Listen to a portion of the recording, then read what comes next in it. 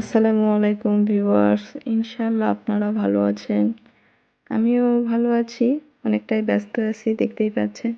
আজকে আমাদের ক্ষেতে রসুন, পেঁয়াজ এগুলো লাগানো হবে। তো সরিষাও লাগাইছি আমরা, জানেন তো আপনাদের জামাই একজন কৃষক, আমি গ্রামের মেয়ে।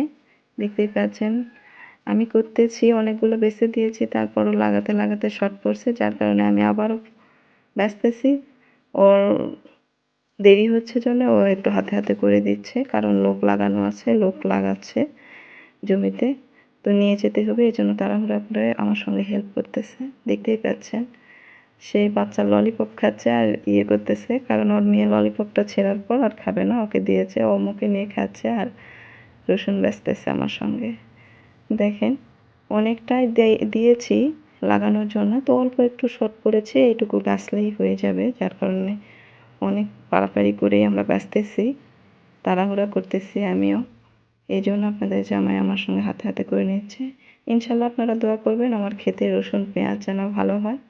আলহামদুলিল্লাহ, সেগুলো নিয়ে অবশ্যই আপনাদের সামনে একদিন আসবো, কেমন হয়েছে দেখাবো ইনশাল্লাহ। আর একটু বাঁচলেই হয়ে যাবে। আলহামদুলিল্লাহ, আপনারা দোয়া করবেন, ভালো